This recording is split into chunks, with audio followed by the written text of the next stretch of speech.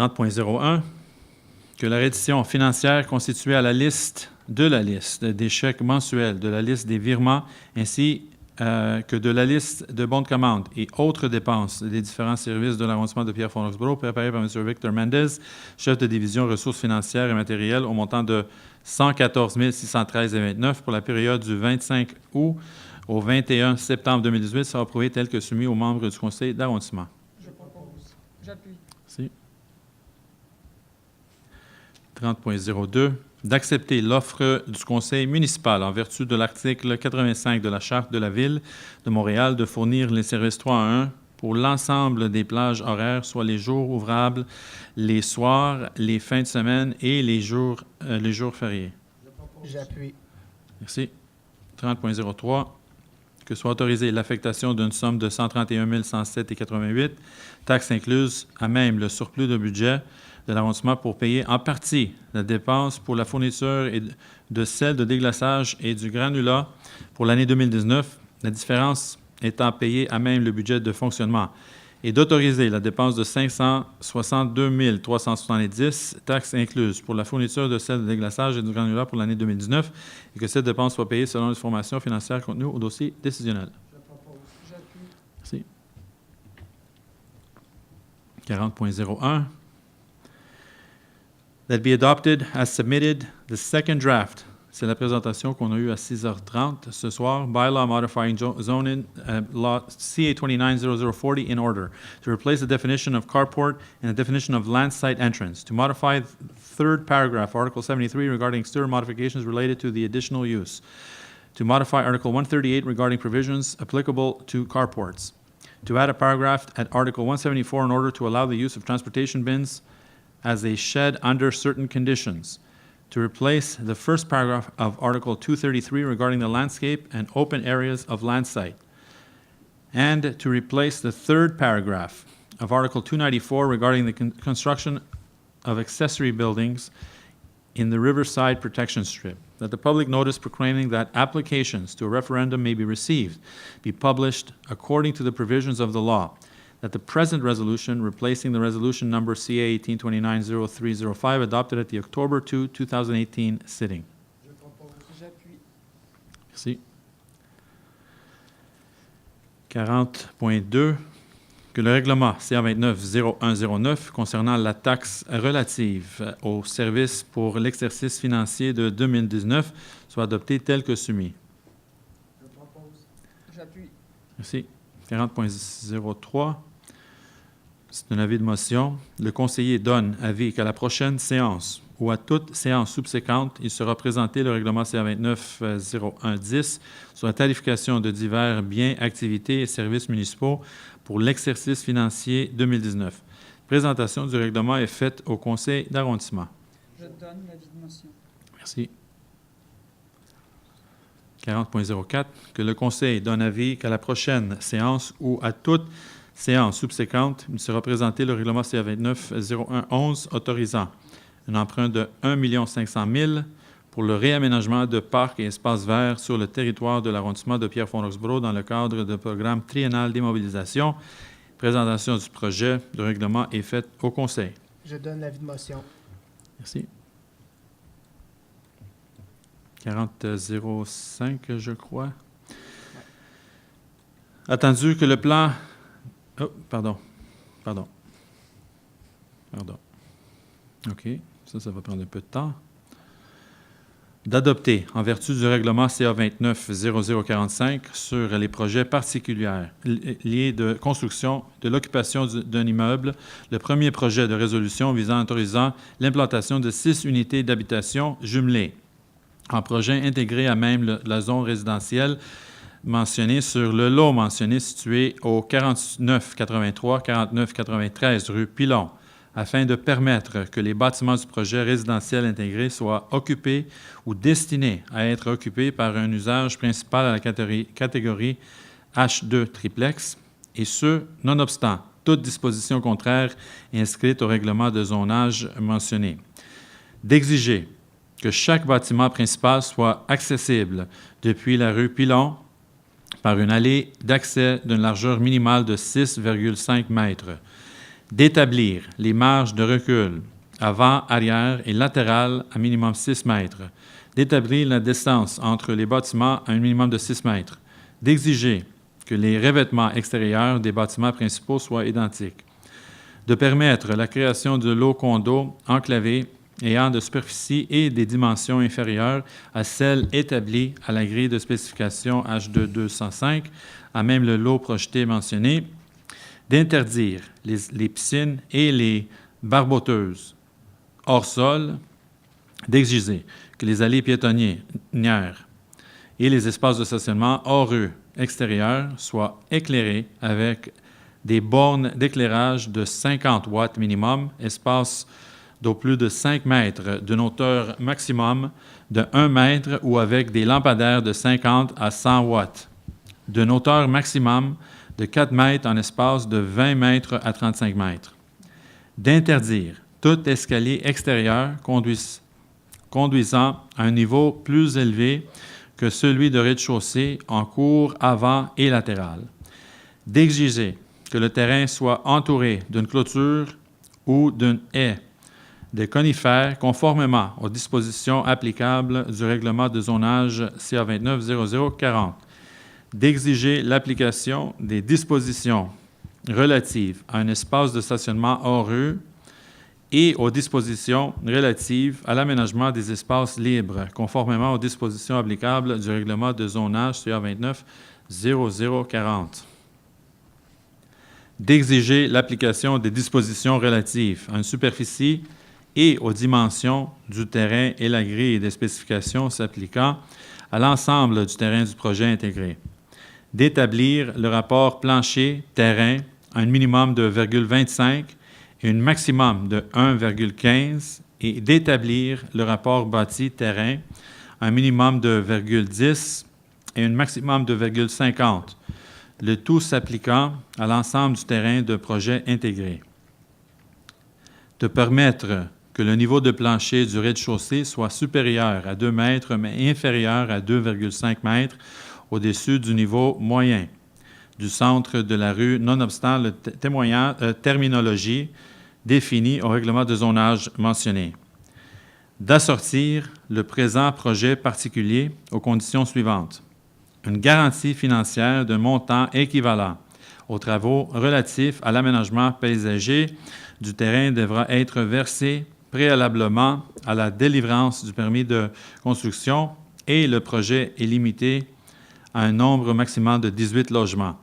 Qu'une assemblée publique de consultation soit tenue conformément à la loi et cette fin et que soient publiés les avis publics requis. So hopefully everybody understood everything I just said right there. And if not, the public meeting will be held for everyone to have more information. J'appuie. I don't have the information here now. Madame Corbet, avez-vous la date pour la consultation pour ça? C'est le 3 décembre, December 3rd. At 6:30, yes. It may be at 6 because I think There may be next the month other one. we have two consultations. So we're probably at 6. As soon as we know, we'll publish that information, Mrs. Bond. Alors, j'appuie. Merci. Yes. J'appuie. Merci. Where are we now? 4005? Oui, l'avis public va être publié la semaine prochaine. On est à 4006 maintenant? Oui.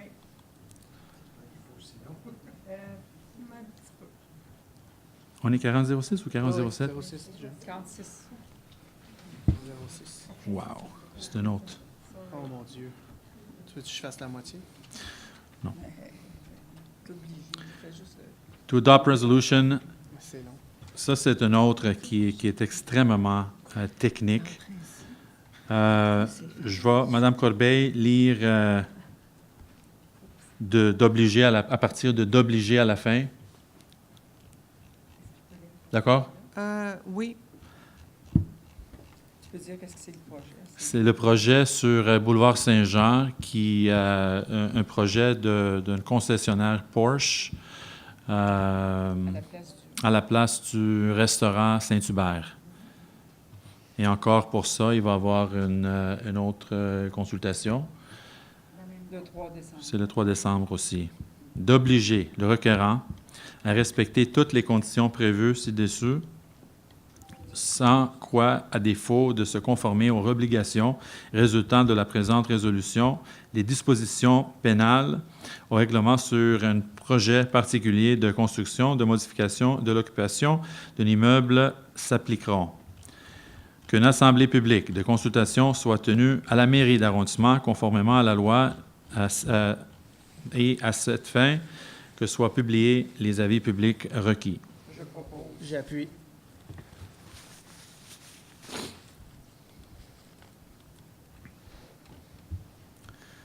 « 4007. Monsieur Gignac, est-ce que vous pouvez le faire? Avec plaisir, monsieur. Excellent, merci. C'est votre comité. C'est ça. Alors, que le procès verbal de la réunion du comité de signalisation de sécurité routière tenue le 11 octobre 2018 soit approuvé tel que soumis. Excusez. Que l'annexe A du règlement 868 concernant la circulation et la sécurité publique sur le territoire de l'ancienne ville de Pierrefonds soit modifiée comme suit. 1 rue Acre, par l'installation d'un panneau d'avertissement « Attention aux enfants » sur la rue Acre du côté ouest au sud de la rue du Bosquet, comme indiqué au croquis 1959 P. 6 juin.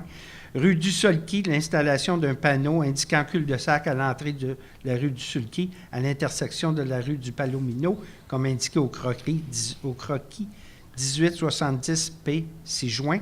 Rue Paiement, par l'installation des enseignes suivantes sur la rue Paiement, entre le boulevard de Pierrefonds et la rue Saint-Yves, du côté est, stationnement interdit lundi au vendredi de 18h à 9h. Du côté ouest, stationnement interdit lundi au vendredi de 9h à 18h, stationnement de nuit autorisé, comme indiqué au croquis 18-13-2 P. 6 juin. Je propose.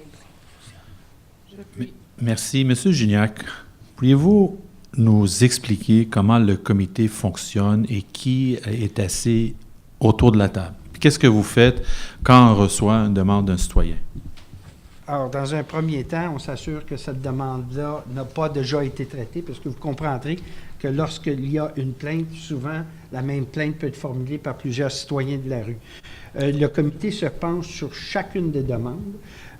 Il est composé de représentants, d'experts en matière de sécurité publique, police, pompiers, ambulanciers, pour tout ce qui touche les mesures d'urgence. On a des gens du service travaux publics, le directeur, la directrice de l'aménagement urbain. Nous avons des représentants citoyens de l'Est, de l'Ouest. On a récemment modifié notre stratégie pour ce qui est de la circulation autour des écoles. Et nous avons dorénavant, en tout cas pour la première, la représentante de Lester B. Pearson, et probablement à la prochaine rencontre se joindra le représentant de la commission scolaire Marguerite Bourgeois. Nous avons augmenté le rythme des rencontres. Mais il y a eu une époque où ce comité-là se rencontrait 1 ou 2 fois par année. Selon les demandes. Pas selon les demandes, parce que, force de constater, il y a une grave problématique de circulation à l'heure actuelle dans l'arrondissement. Non seulement les gens ont 2 fois plus de voitures, mais le comportement des gens a changé énormément au fil des ans. On n'a pas été gâtés par la construction majeure sur Saint-Jean, Saint-Charles, Château-Pierrefonds, Gouin-Ouest, et partout, les gens aujourd'hui, avec les applications Waze, ont trouvé d'autres moyens de rejoindre l'autoroute plus rapidement. Je pense que nous faisons d'un excellent travail. Malheureusement, j'ai oublié de dire, on a un expert légal sur des questions de transport, parce qu'il y a le code de la route. Le ministère du Transport donne des directives claires sur qu'est-ce qui peut être fait, qu'est-ce qui ne peut pas être fait. Alors là-dessus, on regarde les décisions. On s'assure de ne pas déplacer le trafic, parce que s'il y a un problème sur une rue, on ne veut pas le même problème sur toutes les rues avoisinantes et autres. On cherche davantage à s'assurer que la sécurité est respectée, non pas par le volume, mais par la vitesse. Et ça, ce sont des mesures qu'on est en train de regarder. Monsieur le maire, vous avez ouvert la porte. Le traditionnel dos d'âne pour ralentir la circulation sera un dossier revisité. au printemps. Nous allons regarder des façons de peut-être de reprendre ce dossier-là. Les expériences pilotes qui avaient été tentées dans le passé avaient été désastreuses, non concluantes, où les gens, où on avait fait ces projets pilotes-là, unanimement venaient nous en demander, puis 3 mois après, criaient pour qu'on les enlève. Alors, on va reprendre cette stratégie-là avec une politique où, s'il y a une pétition pour avoir des dos d'âne sur une rue, on va la regarder parce qu'il y a des conditions où ça peut se faire ou pas se faire. Et on va demander aux citoyens qui signent cette pétition-là, si vous acceptez de signer, vous acceptez d'avoir le dos d'âne en face de chez vous. Merci, Ouais. M. Gignac. Merci. Parce que des fois, les gens ne savent pas exactement comment le fonctionnement de chaque comité. Je pense que ça serait une bonne idée de temps en temps de De le faire reprendre appeler. et en même temps comprendre que le volume de choses aujourd'hui a dépassé de beaucoup la capacité du personnel à faire des suivis. Mais on regarde. Il va Mais y avoir... l'important aussi, c'est que la décision n'est pas prise seulement par les Par un responsables élu. de l'arrondissement. Non. Parce qu'on Jamais. a l'SPVM, on a le CIM, on a d'autres joueurs autour de la table qui nous orientent vers une décision qui fait Absolument. le sens. OK? Absolument. C'est bon. Et là-dessus, bien, vous comprendrez qu'on est attentif. Il y a des investissements majeurs que nous allons réaliser sur de l'équipement de mesure parce que, évidemment, on veut s'assurer qu'on a les bonnes données. À quelle heure ce trafic ou cette vitesse-là se produit sur une rue, etc. Et avec notre service de travaux publics, il y aura des investissements dans les prochains mois. On regarde des technologies. Oui. Alors, la seule chose qu'on ne pourra pas dire, c'est la couleur du véhicule qui a passé. C'est bon. Merci, M. Gignac. Très passionné, M. Gignac.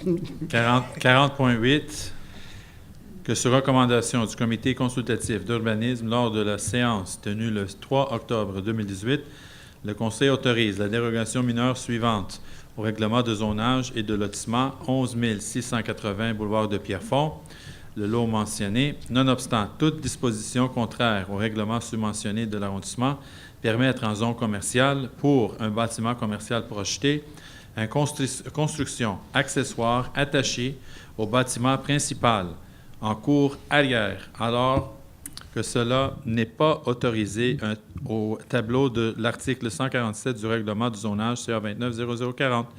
Une enseigne dont la hauteur dépasse le minimum du toit du bâtiment à 1,5 m maximum, alors qu'elle devrait être sur le niveau du toit, comme tel que montré sur le plan projeté d'implantation, dossier 32-7-25, minutes mentionnées, préparé par l'arpenteur géomètre Benoît Couture et daté le 6 mars 2018. J'appuie. Pour ceux et celles, ça, c'est le nouveau McDonald's sur des Pierrefonds et des sources.